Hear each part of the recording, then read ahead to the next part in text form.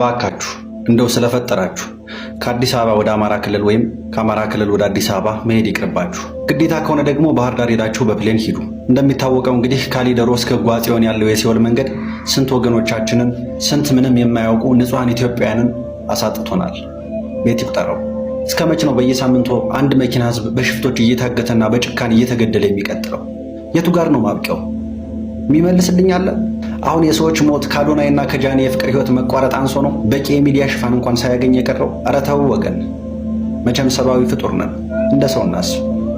አንድ ሀገር እየኖርን እንዴት በዚህ ልክ እንራራቃለን?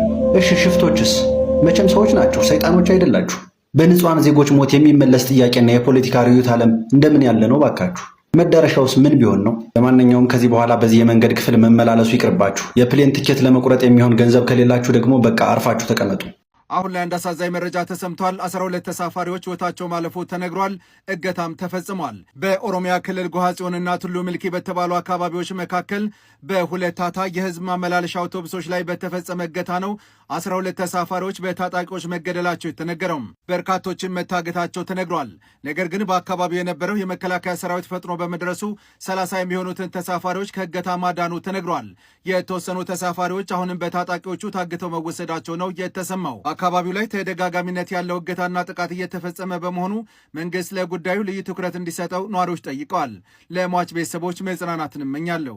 በቻናሉ ላይ ቀጣዮቹ አዳዲስ መረጃዎች ይቀርባሉ። የፕላስ ምልክቷን እየተጫናችሁ ቤተሰብ ሁኑ። አመሰግናለሁ። ፋሚሊ በዚህ ሰዓት አዲስ መረጃ ሰምቷል። ዛሬ ረፋድ አካባቢ በፍቼና ገብረ ጉራቻ መካከል በአውቶቡስ ላይ ጥቃት መፈጸሙ ተሰምቷል። በኦሮሚያ ክልል ፍቼና ገብረ ጉራቻ መካከል በሚገኘው አሊዶሮ ከተማ አቅራቢያ የታጠቁ ኃይሎች በአንድ የህዝብ አውቶቡስ ላይ ተኩስ በመክፈት ተሳፋሪዎችን አፍነው ወስደዋል ተብሏል። የሹፌሮች አንደበት በማህበራዊ ትስስር ገጹ እንዳጋራው መረጃ ከሆነ በጥቃቱ የአውቶቡሱ ጎማና መስታወት በጥይት የተመታ ሲሆን አሽከርካሪውም መጎዳቱ ታውቋል። ይህ መንገድ በተደጋጋሚ የእገታና የዘረፋ ወንጀል የሚፈጸምበት እንደሆነ ይታወቃል። መንገዱ ካለው አገልግሎትና ከችግሩ ግዝፈት አኳያ የሚመለከተው አካል ጥብቅ ጥበቃና ትኩረት ሊያደርግለት እንደሚገባ ነዋሪዎችና መንገደኞች በጽናት ጠይቀዋል።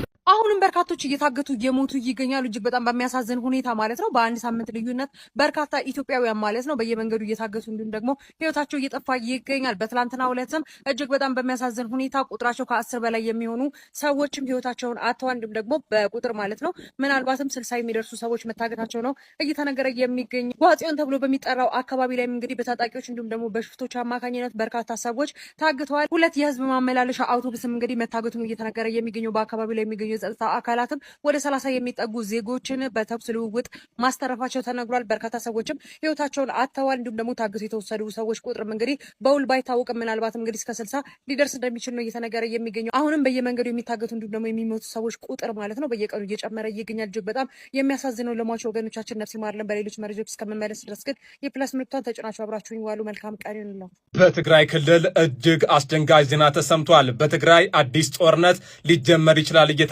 ነው። አፈሳውም ተጧጥፎ ቀጥሏል። በክልሉ ያሉ ጀነራሎች የሚመሩትና ህወሓት የሚተባበረው መጠነ ሰፊ የግዳጅ ውትድርና በትግራይ ተጧጥፏል። ወጣቶች ከወርቅ ማውጫዎችና ከቤታቸው እየታፈሱ መሆኑን ቅድሚያ ለሰብአዊ መብቶች ኢትዮጵያ የተባለው ድርጅት ለጀርመን ድምፅ አረጋግጧል። ድርጅቱ ድርጊቱን የጦር ወንጀል ብሎታል። ምክንያቱም ደግሞ የፕሪቶሪያው ስምምነት የመፍረስ አደጋ ላይ በመውደቁ ነው ተብሏል። የቀድሞው ታጋዮች ሳይቀሩ በግዳጅ ዳግም ወደ ጦርነት እየተመለሱ መሆኑም ተሰምቷል። ይህ አዲስ ጦርነት ሊቀሰቅስ ይችላል ወይ? እናንተስ ምን ትላላችሁ? ለሌሎች እንዲደርስ ሸር አድርጉት። ለተጨማሪ መረጃም ፎሎ ማድረጋችሁ እንዳረሱ። አሁን በሰዓት የደረሰን ሰበር መረጃ አለ። በመከላከያ ታርጋ የታገዘ እገታ ሙከራ በአዲስ አበባ ከሸፈ።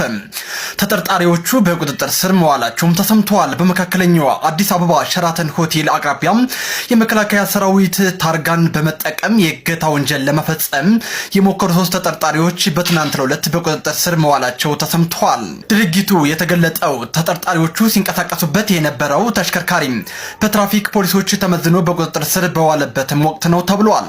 ፖሊስ በተሽከርካሪው ላይ ባደረገው ድንገተኛ ፍተሻ ከመከላከያ ታርጋ በተጨማሪ 3 የተለያዩ ተለዋጭ የመኪና 3 ታርጋዎችን ደብቀው ሲንቀሳቀሱ ማግኘቱንም ምንጮች አረጋግጧል። እንን ተከትሎ መሰል ታላላቅ የመንግስት የጸጥታ ተቋማትን ስምና መለያ በመጠቀም በዋና ከተማዋ እምብርት ላይ የሚፈጸሙ የውንብድና ተግባራትን በህብረተሰቡ ላይ ከፍተኛ ስጋት እየፈጠሩ በመሆኑም የመከላከያ ሚኒስቴርና የሚመለከታቸው የጸጥታ አካላት ጉዳዩን በተመለከተ የሚሰጡትን ማብራሪያ እየተጠባበቅም ይገኛል ተብሏል።